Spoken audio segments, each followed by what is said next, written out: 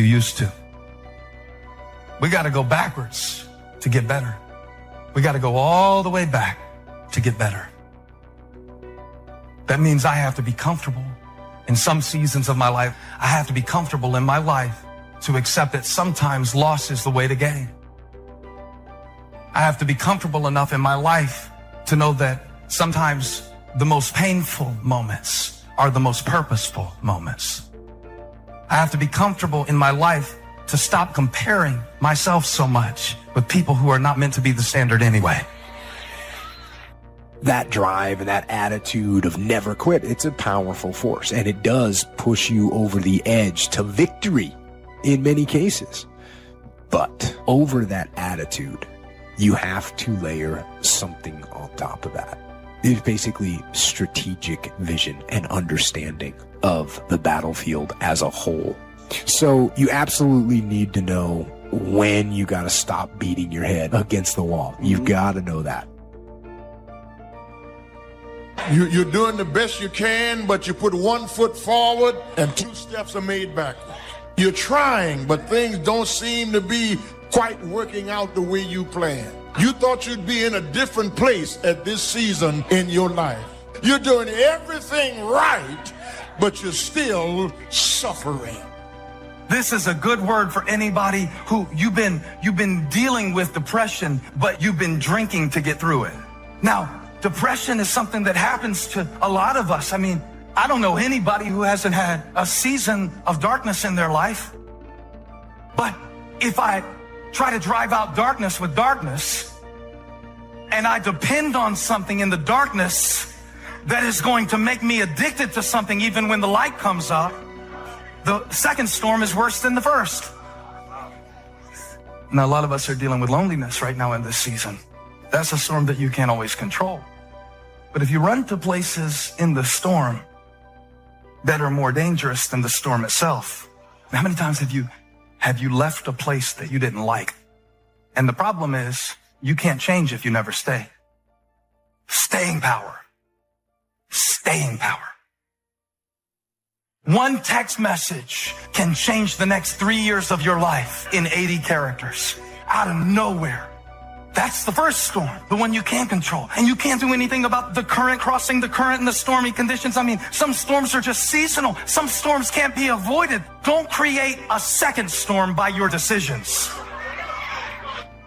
See, you can ask God to protect you in the first storm.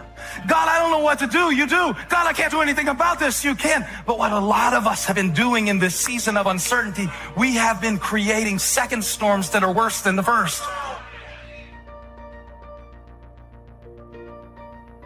So many of y'all are in mental and spiritual, psychological warfare. So many of y'all are in spiritual chains. You are spiritually behind bars. You are stuck. You are institutionalized. Most of us have 2 eyes, and we still can't clearly see all of the scams, the people's motives. God sends us bold signs and wonders, tells us to change our environment and our surroundings so that we can reach the ultimate level of being blessed. I really think that if you get rid of the trash in your life, that can be people, business, and situations, you too could really, I really believe that you can reach your full potential. I want you to fly. I want you in your career and your financial blessings to bypass me. Sometimes in order to get to better, you have to go backwards. Sometimes in order to get to better, you have to go through bad. And I'm preaching this for somebody today who has been feeling like things have been going backwards for you. The thing about it is, when God shows you a new grip called grace, for a little while in your life, it's harder for you because you're used to controlling things. Have you ever noticed if you get something new, even if it's better, at first it gets on your nerves because you don't know how to use it? And the temptation for us is, watch this, God will do a new thing in our life, and He'll be teaching us to forgive, and He'll be teaching us to get over offenses, and he'll be teaching us to trust him, and he'll be teaching us not to live by our feelings. But then we look at what he fixed on our grip, and we see our shot going so far over the fence, and I wonder if I would actually be better off doing it the old way than the new way. So I go back instead of moving forward into better. When what you were guiding by goes away and every day just looks the same and feels the same, now I get the feeling like this is endless. Now I get the feeling like maybe these chains are never going to break. This storm is never going to cease. What you go through doesn't determine where you end up. What you go through doesn't determine where you end up. Who you listen to determines where you end up. Because I think right now you are walking through a valley between two voices. One is wisdom, one is worry. One is gratitude, one is grumbling. One is blame, one is faith. Wait a minute. The opposite of faith is doubt. No. Doubt doesn't keep you from having faith. Doubt gives you something to have faith for. But blame will block faith every time. Blame will always block faith. A subject that altered my life forever. It was just unbelievable. I hadn't known my mentor, Mr. Scho, very long until one day he said, Mr. Rohn, let me see your current list of goals. He said, I've had a lot of experience and I've been out here for a while. And he said, let's go over them and maybe I can really give you some good ideas. And I said, I don't have a list.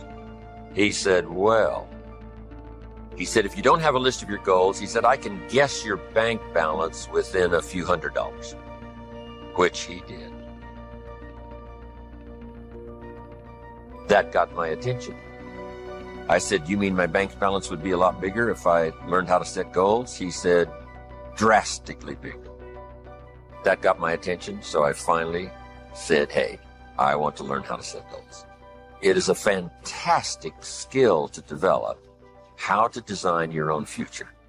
So make the note, life best lived is life by design, not by accident. Not just, walking through the day, careening from wall to wall and managing to survive. That's okay. But if you can start giving your life dimensions and design and color and objectives and purpose, the results can be absolutely staggering.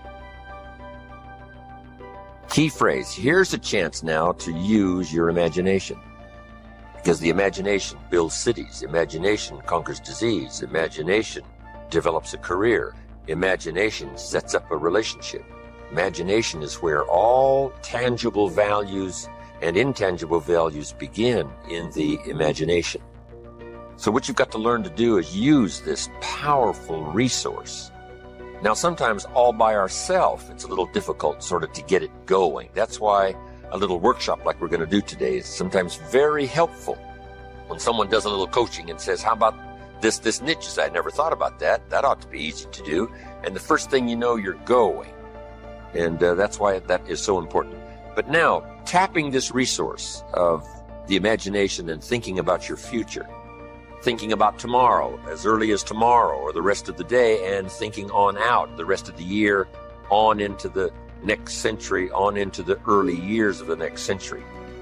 A workshop like we're about to do helps call your attention to that so you can use your imagination to start prospecting for the future, what could be possible for you. We're affected by our dreams, our vision of the future. If you take a seed and throw it on the concrete and walk off, the sun just burn it up. Got to have dirt put on top of it. In my mind, it doesn't make sense that to grow something, you should dig a hole, put it down in there, and cover it with dirt. Logically, that don't make no sense to me. But oh, though, see, dirt is necessary for growth and development. Dirt builds character. Dirt gives you the push-through factor.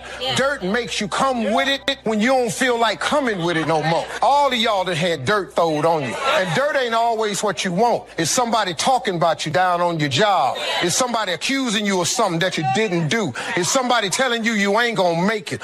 That everybody get dirt put on them. But see, when you're getting put under that stress, please know God is always working, so I smile, because I know he back there. See, that dirt builds character in you. When they talking about you, it teaches you to withstand it.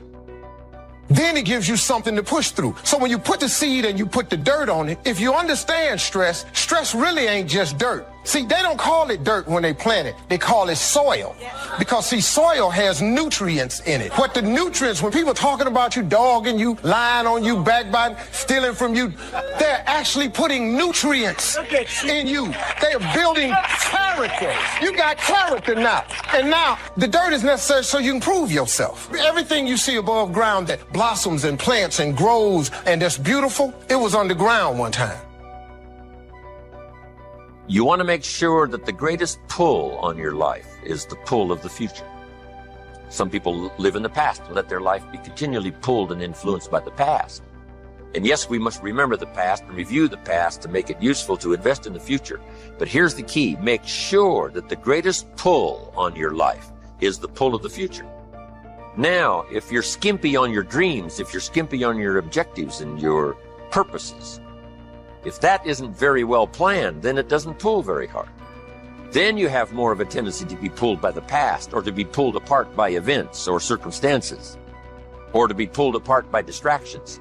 So in order to save yourself from being pulled apart by distractions or pulled back to the past, you want to now start really designing the future so that the greatest part of your attention and focus and pull, like a magnet, pulls you forward into the future to accomplish your goals. But if you're weak in learning to set goals, if you haven't really worked on this we're going to work on, then that is a solution you need to consider. Goals are like a magnet. They pull. The stronger they are and the more purposeful they are, the bigger they are, the more unique they are, the stronger they pull. If you have excellent goals and high dreams, here's what they also do. They pull you through all kinds of down days, down seasons. They pull you through a winter of discontent. They pull you through distraction on every side that says, look here, look here, look here. Strong, powerful dreams like a magnet pull you through that. Strong dreams and goals pull you through a disaster. Some people get swallowed by the disaster because they have nothing on the other side of the disaster to pull them through. A bad day can almost overwhelm you if you don't have something really purposeful to go for at the other side of that day. At the other side of the difficult time, at the other side of the down time. If you've got plenty out there to attract and pull, it'll pull you through all these things. And very little of it will attach itself to you. You'll be able to get through some of the most difficult times if you have this spectacular vision ahead of you of where you're going and what you're going to accomplish. Getting through will be easy or easier. So, learning to set goals, it is an incredible experience. Once I learned it, it transformed my life forever. Being here today is an accomplishment of my goals. When I travel around the world and sit on an airplane, I say, I dreamed about this one day. I used to go to the airport and watch the planes fly away, and I said, one of these days, I'll be on one of those planes. I dreamed about it. I dreamed about the other side of the world. I'd never been to Italy, but I dreamed about it. I'd never been to South Africa, but I dreamed about it. Sure enough, step by step and country by country and flight by flight, I started checking them off my list. It was the most exhilarating feeling. Powerful to set those goals, reach out there into the future, design something to the best of your ability, refine it as you go, tear it up periodically if you want to, set a whole new list. It's your life. It's your future. But now I would like to do it in a very simple, easy manner that you can follow so that you can use it for the future to pass on to your children, or if you got a little group that you train and teach, or your management and salespeople, you can use this with others. So what I'm going to go through with you here is sort of a model. Sort of, if I rush you just a little bit on getting through this model, at least I will leave you with the model that you can use later. And not only use later, but use later to pass on to someone else in some manner. So, having laid this background now, here's what I want you to do. Get a fresh piece of paper. And this is called now the workshop. And on this workshop now, I want you to write down the question and then do the exercise. First question. List what 5 things have you accomplished that you're already proud of? What 5 things have you already accomplished that you're proud of. Now, primarily what this is for is to, give you credit for what you've already accomplished. Shoaff said to me, Mr. Rohn, you've already been setting goals. You've already gone for something and you've achieved it. But you've probably done it haphazardly. You haven't done it with a real plan in mind. And you've accomplished some things. Now, if you start deliberately doing it, can you imagine how you can multiply the effect by 5, by 10, by 20, by 100? I finally got the message. So first of all, he wanted to make sure I got credit for the things that I had already accomplished, especially in my own mind. Whether it's an accomplishment to someone else doesn't matter now, just so you recognize it for yourself. Now that you've done that little workshop, here's the second question. This is going to take some time now. What do you want in the next 10 years? What do you want in the next 10 years? Now, under this, what do you want in the next 10 years? That is the question. I want you to make a list of at least 50 items. Now, here's what I want you to do. I want you to just write as fast as you can. Don't give any much detailed thought to it, of what you want in the next 10 years. And just let your mind run free. Now, also remember this. This is not what you think you can get. This is what you want. If it all fell into place and you could have everything you wanted in the next 10 years, what would you take? If somebody promised you can have anything you want in the next 10 years, what do you want? I want you to approach it that way, because it's not important to think, what do I think I can get? I want you to now think about what you want in the next 10 years. And put them one under the other, not side by side, but one under the other, because we're going to do something with this list when you finish. You don't have to just be shortchanged on this list. I mean, this list can go on and on and on. If you're working this workshop and you've got plenty of time, you just, give it plenty of time till everybody's pretty thoroughly, ready now with this list. But now here's what I want you to do with this list. I want you to go through the list now, one item at a time, write down the list, and I want you to give each item a 1, a 3, a 5, or a 10 by saying, that's about a 1-year goal, that's about a 3, that's about a 5, that's about a 10. I want you to look at each item, write down the list, and give it a 1, 3, 5, or 10. Now, here's what I want you to do with this list. I want you to look at each item that you've numbered number 1, and I want you to pick out the 4 most important and identify them somewhere. Either make a new list of the 4 most important 1-year goals, or circle them, or put a star or something beside it. What are your 4 most important 1-year goals? Now that you picked the 4 most important 1-year goals, here's the next question. Why? Why are those 4 goals important to you? What are they going to do for you? What will they accomplish? Why did you pick those? Why? Why are those goals important? Just 3 or 4 sentences. If we don't have time to complete it, you can complete it later. If you have plenty of time doing this workshop, you just take the time. Why are those 4 goals important to you? Okay, put a little star there now. Those little stars mean finish later. Okay, because you can continue on with this, long after this workshop is finished, and then use it as a model to teach. Remember, study, practice, teach. Now, make these notes. Next, when the why gets stronger, the how gets easier. When the why gets stronger, the how gets easier. When people don't have strong, powerful goals, the how is almost impossible. The how is too difficult. How to do it seems like, how can I ever accomplish this? The how starts getting easier and easier when the why gets bigger and bigger and stronger. Now make this note. Purpose is stronger than object. Purpose is stronger than object. Object can be powerful, object can be strong, but purpose is stronger than object. One of your objectives might have been $1 million home to live in. Here's the big question. What for? And it's the what for that pulls stronger than the $1 million home. A home is a home is a home. What for? What are you going to do with this place? Well, now we start with the details. And I want you to add this note. It works in communication and it works here too. The drama is in the details. The drama is in the detail. Someone says, I've lost 40 pounds in the last 3 months. We say, is that it? Those are the numbers, but what's the detail? How did you feel before? Well, let me tell you what.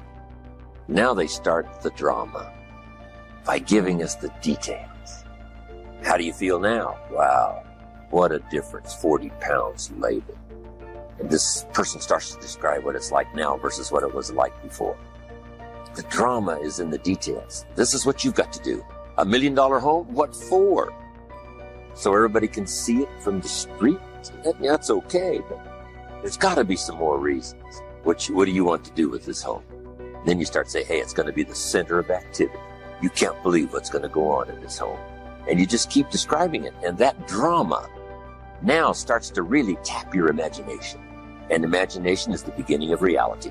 You can't imagine how close imagination is to reality until you start practicing this craft of turning nothing into something, imagination into tangible, the real stuff. How close is the real stuff? You can't imagine how close.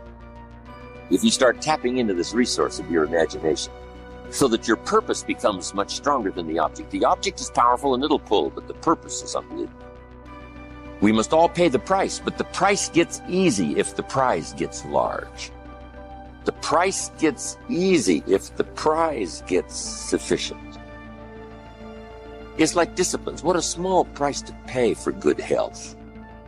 What an easy thing to do, an apple a day. I mean, a few things gives you such an incredible return that the price almost disappears. Promise is stronger than object. You got that? The bigger and the more powerful the why, the how gets easier and easier and easier. Figure out what happened in the old relationship, because you said I gave my very best and it went wrong, and so I have lost confidence in my best. Because you left me with the notion that maybe my best isn't good enough. So I'm not sure that anybody will ever see my best again. Because I did it from my heart. I did it from my heart. And now I know what young people do not know. Is that right can go wrong. When you're an eagle, you're meant to rise up. We don't rise up when everything's going well. We rise up regardless. You're trained to rise up on your worst day. That's who you are. In the worst of circumstances. No place for whining, complaining, being anxious, being negative. It's totally unnecessary. But when you borrow confidence from the wrong places, the interest rate is ridiculous. I'm talking about when you get in a relationship where you have to compromise your values to get your needs met. Y'all, that's worse than the check cash in place. It's an interest rate. And let me tell you another thing. While I got you fired up about all the people that you kept going to because you wanted them to validate you, but they can't because they're not God. They didn't make you. They don't know you like that. And they have their own insecurities. So leave them alone and get it from God. You keep trying to borrow confidence from people who have insufficient funds. They can't do it. They can't. As a man, if my father was married to my mother for 30 years, I'll find myself looking for someone that reminds me of my mother, because that would be my point of reference. I will find myself trying to do all the things that I witnessed my father do as a husband. That's my point of reference. If my father is successful, he's an entrepreneur, he's constantly grinding, starting up new companies, negotiating, and I see him inspired and motivated all the time about life and career and trying to educate himself and further his way up the success ladder. That will become my blueprint and my point of reference for success. And I'll find myself wanting nothing more than to be a duplicate of my father, because that is my successful point of reference. Have you become a duplicate of your mother? Have you become a duplicate of your father? Have you become a duplicate of your parents, of your environment? See, I believe that we were all born individuals. God made me an individual. My head is not connected to anybody else. I am my own man. God made me individually me, so I can do and be and become anything I want to become. What is your point of reference? The invisible is often more real than the visible. That sometimes the stuff that we collect, that we say is real, is less real than the stuff that we neglect because we can't see it. I'm talking about your state of mind. I'm talking about your relationships with others. I'm talking about the way that you process disappointment, those things, the way that you treat people who can't do anything for you, those things. You have this visible kingdom world, but there is an invisible kingdom within you that is more important than the kingdom around you. Set your life on fire and seek those who fan your flames. Don't be hanging with no jank-ass jokers that don't help you shine. The prerequisite for spending time with any person is that they nourish and inspire you. They feed your flame. There's been very few times in my life that I looked left or looked right and didn't find a person who believed and supported me. There's always been a person beside me fanning my flames. Look at your last 5 text messages. Are those people feeding your flames or dousing your fire? The people that you spend time with are going to make or break your dreams. Everybody don't deserve to be around you. Look to the people around you. Are those people throwing logs on your fire or are they pissing on it? You got to defend your light with your life. If you can't detach from yourself, then you can't see yourself. And so how do you detach from yourself? How do you learn to do that? And a good drill for this is try to imagine the way other people see you and what other people are thinking of you. One place where this happens, and it definitely happened to me, is when I started getting put in charge of things, I started thinking about other people's perspectives. If you're in charge, then what kind of representation are they receiving? And if you work for someone else, it's the same questions. What does the boss see me do? What kind of representation am I making of myself to my boss? So the question becomes, how well do you represent yourself? What shortfalls do you have? Now, when you first start looking, it's like you're looking at an overgrown lawn. There are some big, obvious problems, so you do a broad, just kind of general cut of the grass. You fix some of the big, easy problems. But once you've done that, once you've gotten rid of some of those big, obvious problems, you notice some more detailed problems. So you start trying to fix them. Opposites in conflict. That seems to be the setup for a human adventure. One contesting against the other, vying for the territory. Would there be light without darkness? We probably wouldn't call it light.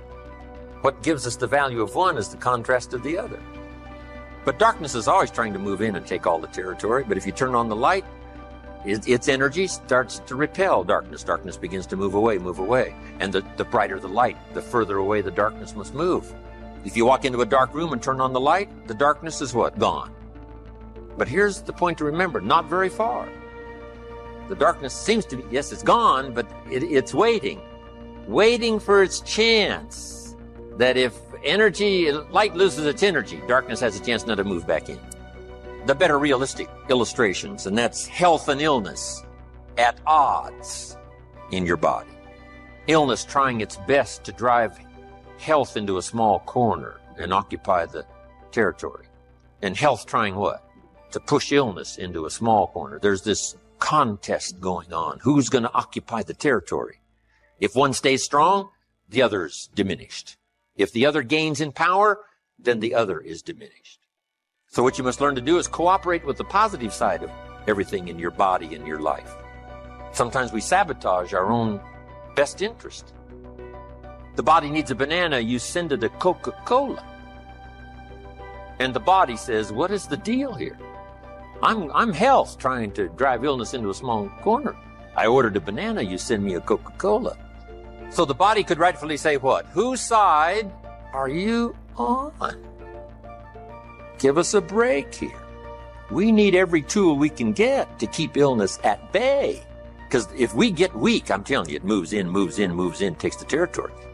So we're in the middle of this contest, and here's what it's called, opposites in conflict. Here's one of the bigger conflicts, liberty and tyranny. Liberty is the absence of tyranny. But even though tyranny is conquered, it's not very far away. The same goes on in your bloodstream.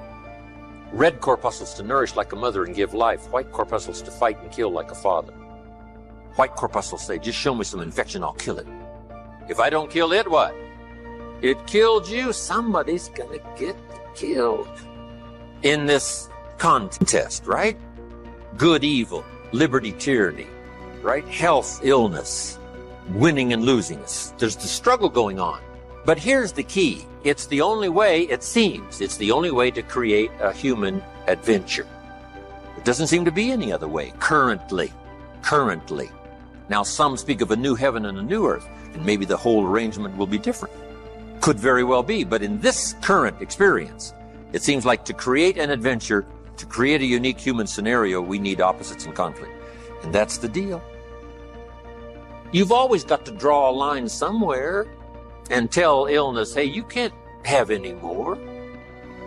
You've got to throw up the barriers, draw a line in the sand. Tyranny cannot be rehabilitated. Tyranny can only be restrained. We must play this game. We must fight this game. But here's what it creates, a great adventure. Let me give you the ultimate now. Could you win if you couldn't lose? And the answer is no, it doesn't seem like it. You couldn't call it winning. You can't win if you couldn't lose. So that's the deal now. Negative, positive. Would there be negative, positive without negative? No, it doesn't seem like it. It seems like this is the current setup, for the foreseeable future. It looks like it's been that way as long as we can remember and as long as the history tells us. So here's what you want to do if you want the adventure. You must learn to play this game, to work with all the positive forces to defeat the negative forces as early and as soon and as much as possible, to contain the ravages of disease that want to take you early. You got to fight back. You can't just leave it. Somebody says, well, I got my fingers crossed. Not a good philosophy. Jump on the positive side of whatever you want and see if you can't help out in this warfare, in this push-shove match. That's the key. Don't neglect a new life if you've started a new life. What if you said to a brand new mother, where is your baby? She says, I have no idea. You would say, no, that isn't right. If you start a new life, you must care for it. You must protect it. You must give it life, give it nourishment. Now here's the other part. You must protect it.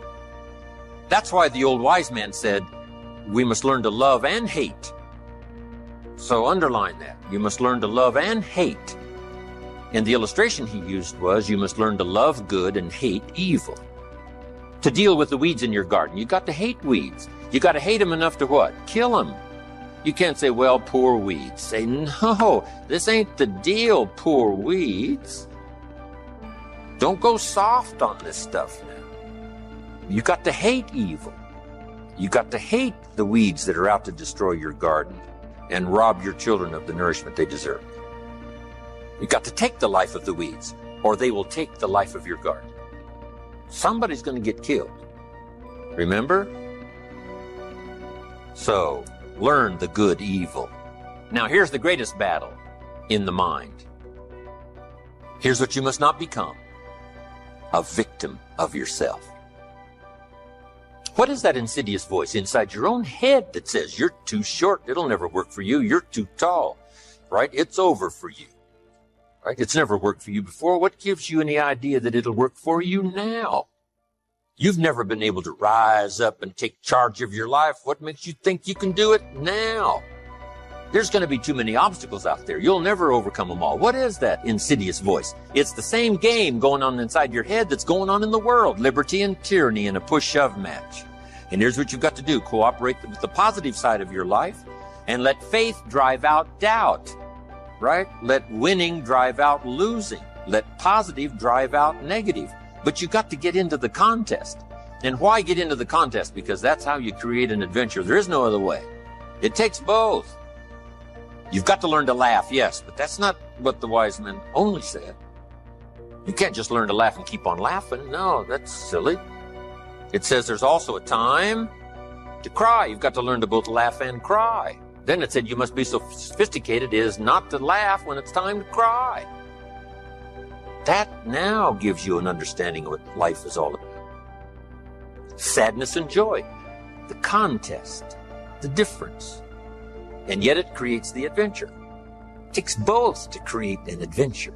But here's the adventure: to overcome the evil, to put evil in its place. Just like in your mind, you've got to stand guard at the door of your mind and see if you can't suppress, see if you can't do battle with the negative forces. Don't become a victim of yourself. Beware of the thief on the street that's after your purse, but also beware of the thief in your mind that's after your promise. And see if you can't engage in this mental contest and win the day.